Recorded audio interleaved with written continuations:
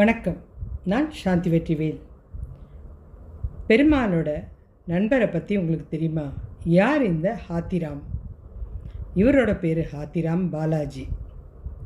திருமலையில் நடந்த ஒரு சுவாரஸ்யமான உண்மை நிகழ்ச்சி. இதை பற்றி தான் உங்ககிட்ட நான் சொல்ல போகிறேன்.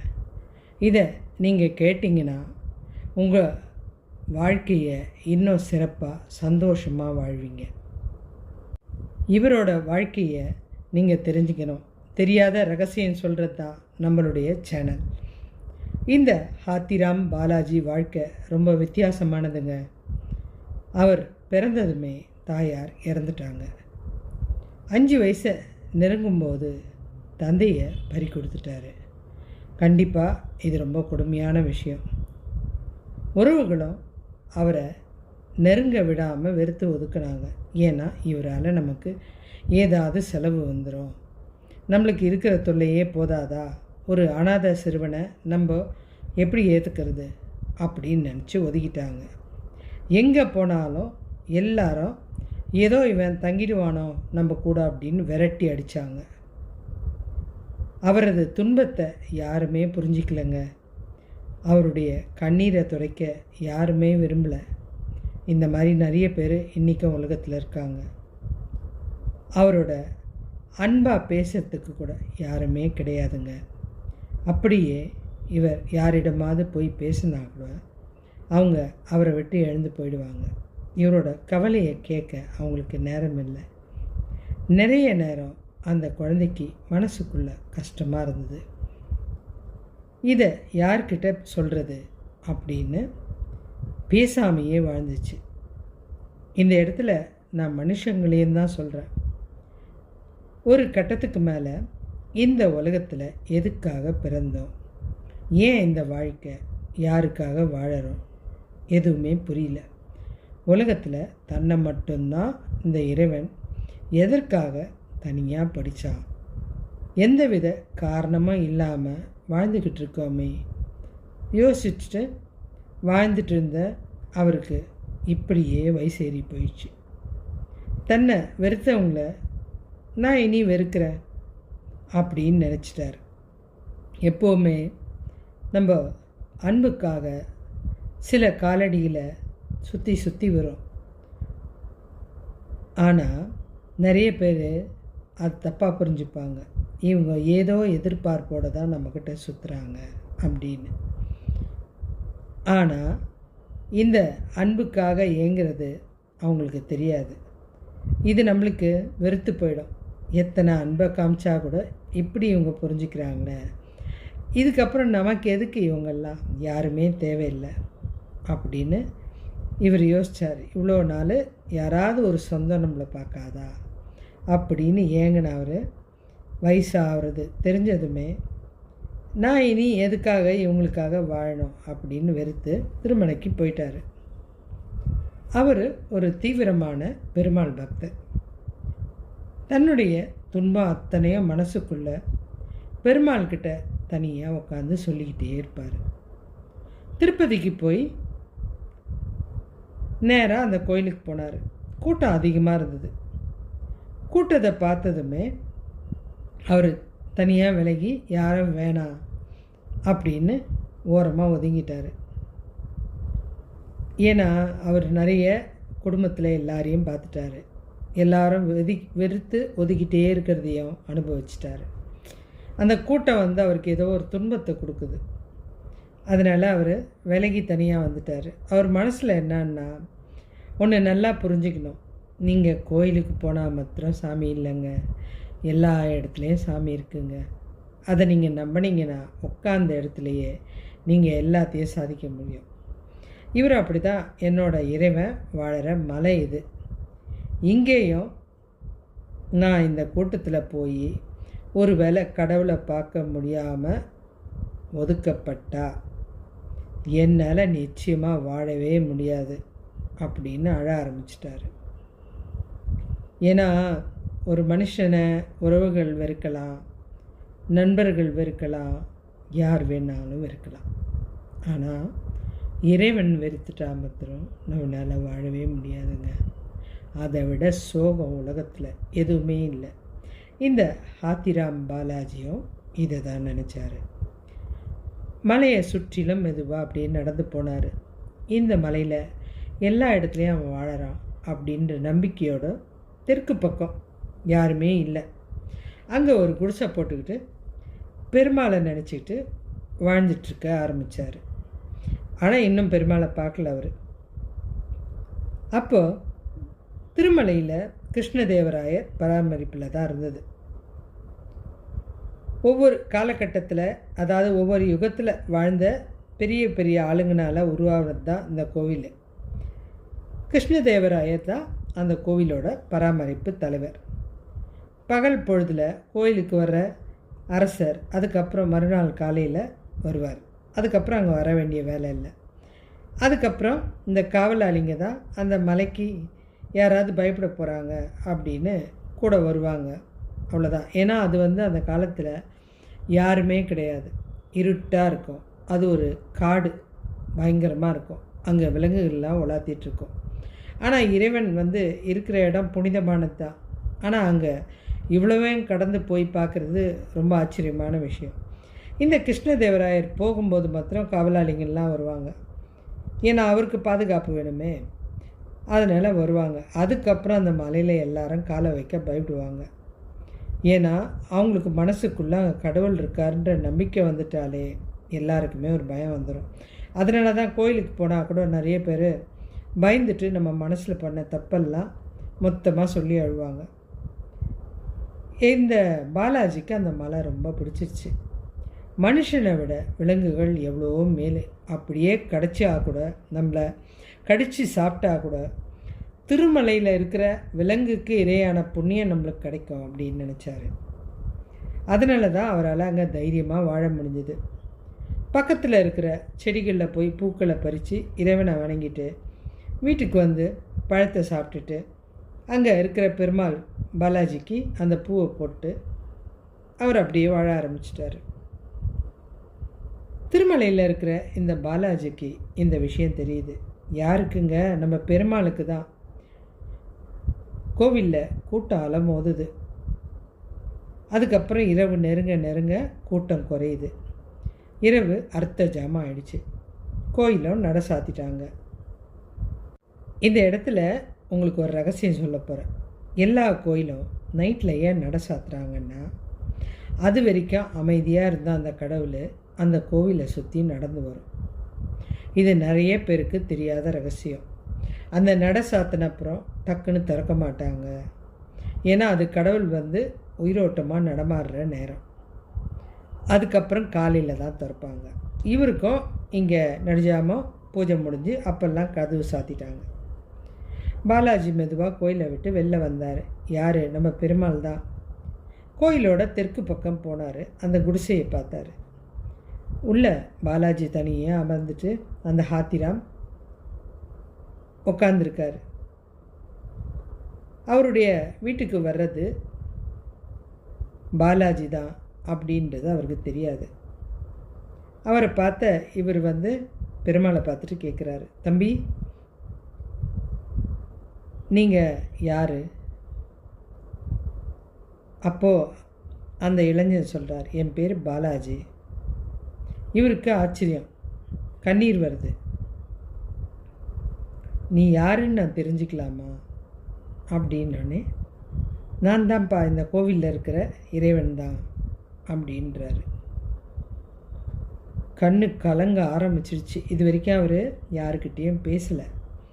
ஏன்னா யாரும் இவர் பேச்சை கேட்க தயாராக இல்லை. இவரோட கண்ணு கலங்குச்சு. உடனே, இறைவா நீயா? ஆமாம், உன்னை பார்க்க தான் ஏன் வந்திருக்கேன் அப்படின்றாரு. அவரால் நம்ப முடியல. பக்தா, உன்னை போல தான் நானும் இந்த மலையில் தனியாக இருக்கேன். நீ மாத்திரம் தனியாக இல்லை, நானும் இதில் தனியாக தான் இருக்கேன். எனக்கும் துணையாக யாருமே இல்லை. இன்னிலேருந்து நீ நானும் நண்பர்களாகிடலாம். தினமும் இந்த பக்தர்கள் போனதுமே இரவு நான் இங்கே வந்துடுறேன். நம்ம 2 பேரும் சேர்ந்து விளையாடலாம், சாப்பிடலாம், சந்தோஷமாக இருக்கலாம், நம்ம நேரத்தை நல்லா செலவிடலாம். முதல் முறையாக அவருக்கு இந்த வார்த்தை அப்படியே சந்தோஷத்தை கொடுத்ததுங்க. கடைசியில் நான் சொல்ல போகிற விஷயம் கேட்கும்போது உங்களுக்கே ஆச்சரியமாக இருக்கும். இறைவா, உனக்கு ஒன்று தெரியுமா? நான் இப்போ தான் பேசுகிறேன். எனக்கு பேச தெரியுன்றது மறந்தே போச்சு இறைவா. அதுவும் நான் முதல்ல பேசினது உங்ககிட்டன்னும்போது என்னுடைய மனசுக்கு ரொம்ப சந்தோஷமாக இருக்குது இறைவா. என் வாழ்க்கையில் யாருமே என்னை விரும்பலை. பாலாஜியும் சிரிச்சுக்கிட்டே சொல்கிறாரு. யாருக்காகவும் நீ பிறக்கலையப்பா, எனக்காக தானே பிறந்திருக்க. அப்போ நீ என்கிட்ட தானே பேசுவ. என்ன சொல்கிற இறைவா? நீ என்ன பாலாஜினே சொல்ல அப்படின்னாரு இறைவர். சரி பாலாஜி, என்ன சொல்கிற? ஆமாம், உன் மதிப்பு அவங்க யாருக்குமே தெரியல, எனக்கு மட்டும்தான் தெரியும். நீ எத்தனை சிறந்தவன், நல்லவன், உண்மையானவன். அப்படிப்பட்ட நீ எனக்கு சொந்தமானவன். அதனால தான் உன்னை நான் இங்கே கூப்பிட்டேன். சரி, நம்ம கதையை அப்புறம் பேசிக்கலாம். நான் தான் தினம் வரப்போகிறேன், உன் கூட பேச போகிறேன். நீ நானும் சந்தோஷமாக இருக்க போகிறோம். எனக்கு ஏதாவது செஞ்சு கொடு, நம்ம 2 பேரும் சாப்பிட்லாம் அப்படின்றாரு. இவரும் பழங்கள்லாம் கொடுக்குறாரு. நான் நாளைக்கு கோவிலில் ஏதாவது பிரசாதம் இருக்கும், எடுத்துகிட்டு வந்து உனக்கு தரேன் அப்படின்றாரு. 2 பேரும் சாப்பிட்லாம். பாலாஜி இத்தனை நாள் தன் மனசில் வச்சுருந்த அத்தனை குறையும் அவர்கிட்ட வரும்போதெல்லாம் சொல்லி சொல்லி கதறி அழுவார். அதை கேட்டுட்டு இந்த இறைவன் பாலாஜியும் அவரை சேர்த்து அணைச்சிக்கிட்டாரு. இனி உன் கண்ணிலேருந்து கண்ணீரே வரக்கூடாது. என்னுடைய நண்பனுக்காக நான் வந்துட்டேன். உன்னை எந்த காலத்தை கொண்டோ யாருக்காகவும் விட்டு கொடுக்க மாட்டேன். நீ வந்து என்னை பார்த்தியா? நான் தானே உன்னை தேடி வந்தேன். அப்படின்னா நீ எனக்கு தேவை தானே. இது உனக்கு புரியுது இல்லையா? அப்படின்னா சரி பாலாஜி அப்படி. சரி, எனக்கு போர் அடிக்குது, நம்ம ஏதாவது விளையாடலாம் அப்படின்னு 2 பேரும் சொக்கட்டா விளையாட ஆரம்பித்தாங்க. இந்த ஹாத்திராமால் இதை நம்பவே முடியல. பாலாஜி, எனக்கு எவ்வளோ சந்தோஷமாக இருக்குது தெரியுமா? நண்பா, நானும் இந்த மலையில் போர் அடிச்சு தயா இருந்தேன். பேசுறதுக்கு கூட என்னை யாருமே கிடையாது. பாலாஜி, இனி நான் தான் இருக்கேன்ல அப்படின்னு கடவுள் சொல்ல இவர் சிரிக்க சந்தோஷமாக பேசுகிறது மகிழ்ச்சியாக அன்றைக்கி இரவு போச்சு. இது தொடர்ச்சியாக நடந்துட்டு இருந்தது. 2 பேரும் பாலாஜி தான். இவர் ஹாத்திராம் பாலாஜி, இவர் திருப்பதி பாலாஜி. திருப்பதியிலேருந்து ஏதாவது பிரசாதம் வந்தால் இவருக்காக ஸ்பெஷலாக எடுத்துகிட்டு வந்து கொடுப்பாரு. இவரும் இவருக்காக ஏதாவது அலைஞ்சி திரிஞ்சு ஏதாவது பண்ணி செஞ்சு வைப்பார். பாலாஜி வருவான், அவனுக்கு பசிக்கும் அப்படின்னு. 2 பேரும் சிரித்து பேசி அதை சாப்பிடுவாங்க, மகிழ்ச்சியாக இருப்பாங்க. இப்போ இந்த முதியவருக்கு உலகமே புதுசாக தெரிஞ்சுதுங்க. ஏன்னா இப்போ தான் வயசாகிடுச்சு அந்த ஹாத்திராமுக்கு. இந்த உலகத்தில் இறைவனும் இவரும் மட்டும்தான் இருக்கிற மாதிரி ஒரு சந்தோஷம், மகிழ்ச்சி அவரோட மனசில் சந்தோஷமாக இருந்தது. அரசருக்கு திடீர்னு ஒரு சந்தேகம் வந்துடுச்சு. எனக்கு என்னமோ ஒரு சந்தேகம் வருது. மந்திரி கிட்ட சொல்கிறாரு. மலையில் யாரோ இருக்கிற மாதிரி தெரியுது. காவலாளிங்களும் சுற்றி பார்த்துட்டு வந்து அப்படி யாரும் இருக்கிறதா தெரியல அரசே, அந்த மலையில் தங்கறதுக்கு வாய்ப்பே கிடையாது. அதுக்கு ரொம்ப தைரியம் வேணும். யாரும் அங்கே போக மாட்டாங்க. அப்படியே தப்பி தவறி 1-2 பேர் ஓரமாக தங்கினா கூட கொடியே விலங்கு இருக்குது. இன்னையத்துக்கு எப்படியோ அவங்கள சாப்பிட்ருக்கோம். அரசரும் நீ சொல்கிறது சரிதான் அப்படின்னாரு. இந்த கோவிலில் நடக்கிற முதல் பூஜை இவருக்கு தான். யார்? நம்ம கிருஷ்ணதேவராயருக்கு தான். அவர் தினமும் காலையில் கோயிலுக்கு வந்துடுவார். பூஜை முடிஞ்சதுமே அரண்மனைக்கு போயிடுவார். அன்றைக்கும் கோயிலுக்கு வந்த அவருக்கு திடீர்னு பெருமாளை பார்த்ததுமே ஒரு சந்தேகம் வந்துடுச்சு.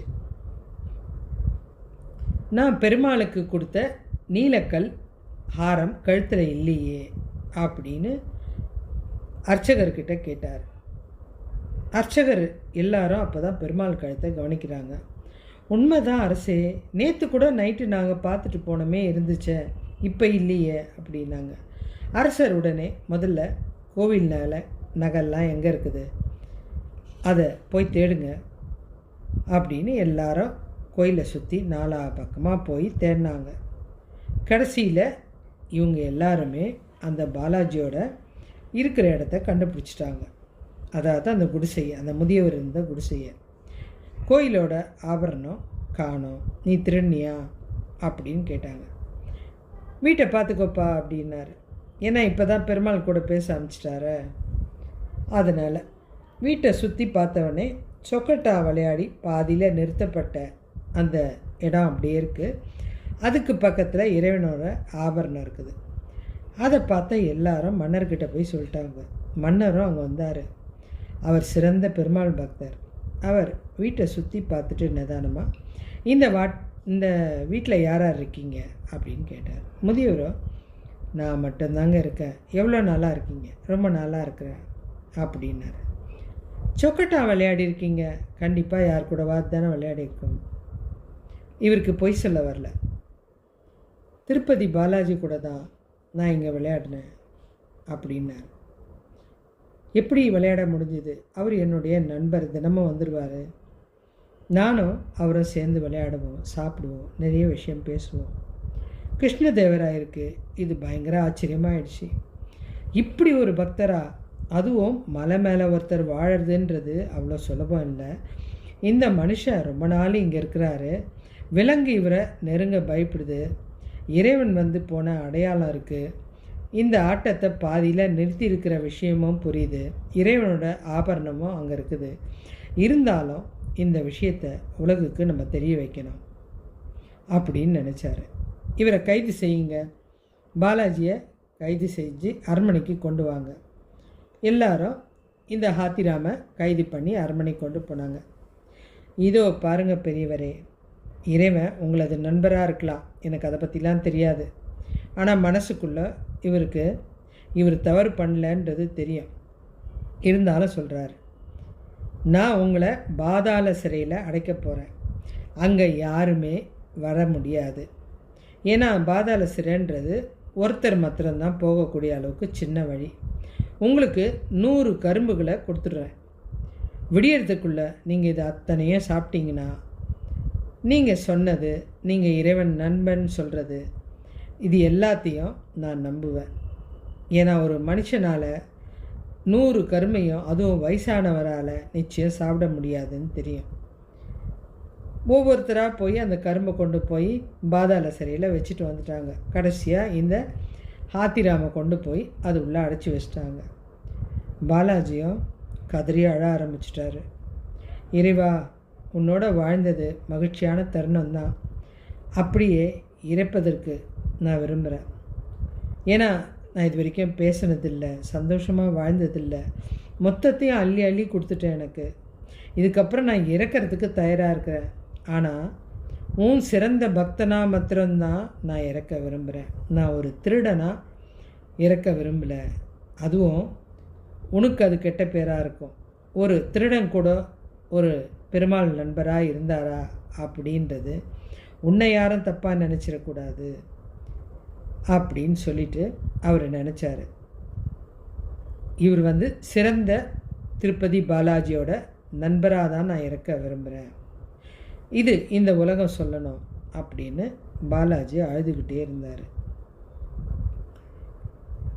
இதெல்லாம் சொல்லி முடித்ததுமே கோபத்தோட, நீ உண்மையான என் நண்பனாக இருந்தால் இவங்களுக்கு எல்லாரும் புரிகிறபடி நீ ஏதாவது செய். நான் திருட்டு பட்டத்தோட இறக்கிறத பற்றி எனக்கு கவலை இல்லை. முதல்ல மாதிரி இருந்தால் எனக்கு கவலை இல்லை. ஆனால் இது உன்னை பாதிக்கக்கூடாது, அதுதான் எனக்கு முக்கிய விஷயம் அப்படின்னு அழுதபடியே படுத்துட்டாரு. திடீர்னு அந்த இடத்துல ஒரு பெரிய யானை நிற்குது. திருப்பதி பாலாஜி தான் யானை உருவில் வந்துட்டார். இருந்த கரும்பு அத்தனையும் சாப்பிட்டுட்டு பாலாஜியை துதுக்கியால் எழுப்பி பயங்கரமாக சத்தம் போட்டார். அவரை ஆசீர்வாதம் செஞ்சுட்டு மறைஞ்சிட்டார். இந்த விஷயம் தெரிஞ்ச கிருஷ்ணதேவராயர் பாதாளத்திலேருந்து ஒரு யானை சத்தம் கேட்குதுன்னும் போது சிறைக்கு ஓடி வராரு. பாதாள சிறை ரொம்ப சின்னது, வழியும் சின்னது, யானை வர வாய்ப்பே இல்லை. இறைவன் தான் இதை உணர்த்திருக்காரு அப்படின்னு தெரிஞ்சதுமே பாலாஜியை சேர்த்து அணைச்சிக்கிட்டாரு. அதாவது அந்த ஹத்தீம் பாவாஜி அவரை சேர்த்து அணைச்சிக்கிட்டாரு. மலையில் இத்தனை வருஷம் தங்கியிருக்கீங்கன்னா நீங்கள் எத்தனை பெரிய பக்தராக இருக்கணும். ஏன்னா எந்த விலங்கும் உங்களை துன்புறுத்தலை. இறைவனும் உங்கள் கூட விளையாடுறதா சொல்கிறீங்க. அதை நான் கண்கூடாக பார்த்துட்டேன். நீங்கள் எவ்வளோ பெரிய பக்தராக இருக்கணும், நீங்கள் யாருன்றதை இந்த உலகத்துக்கு தெரிய வைக்கணும் தான் இந்த வேலையை செஞ்சேன். நீங்கள் கோவிலுக்கு வரும் வாய்ப்பே கிடையாது. அதனால் அந்த நகை எடுக்க வேண்டிய சூழ்நிலையும் உங்களுக்கு கிடையாது. நீங்கள் திருடலைன்றது எனக்கு தெரியும். அந்த நகையை ஒளிச்சு வச்சது இறைவன் தெரியும். உங்கள் பக்தியை வெளிக்கொண்டு வரதான் இறைவன் இந்த நாடகத்தை நாடினார். நான் இதை புரிஞ்சுக்கிட்டேன் அப்படின்னோடனே அந்த பாபாஜிக்கு ரொம்ப சந்தோஷம்.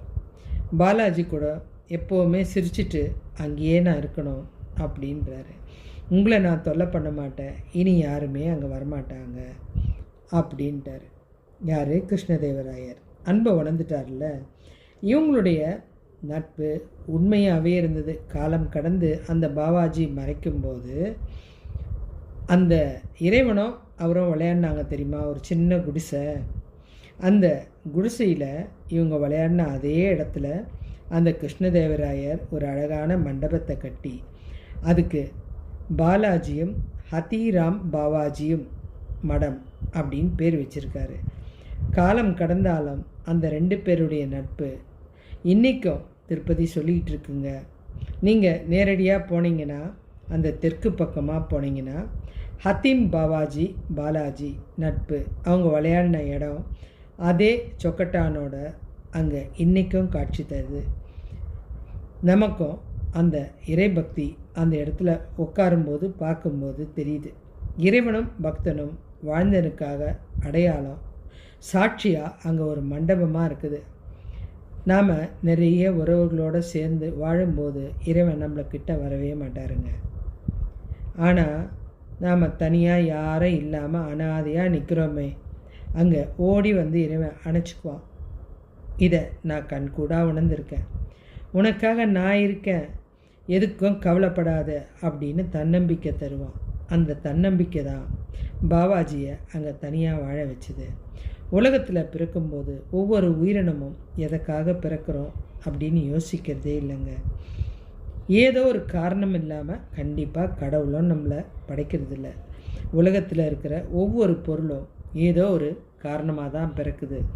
அது ஏன் பிறந்தது, எதுக்கு பிறந்தது அப்படின்னு இன்னொருத்தர் சண்டை போடும்போது நீ எதுக்காக இருக்கிற, நீ இருக்க தகுதி இல்லாதவன் அப்படின்னு சொல்ல உரிமையே கிடையாது. அங்கே இருக்கிற எல்லாமே ஒரு தனிப்பட்ட மனிதனுடைய உயிர் கிடையாது.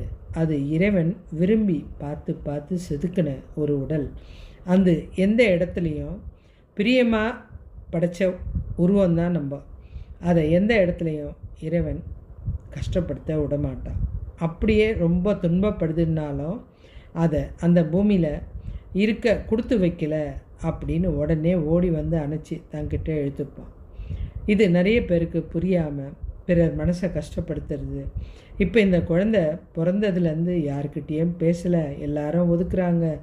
இந்த சூழ்நிலை அனுபவித்தவங்களுக்கு கண்டிப்பாக தெரியும்.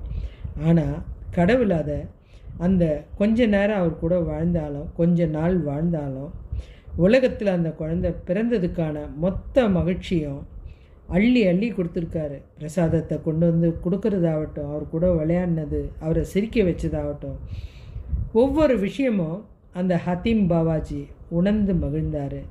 என்னால் சிரிக்க முடியுமா, சந்தோஷம்னா இப்படி தான் இருக்குமா?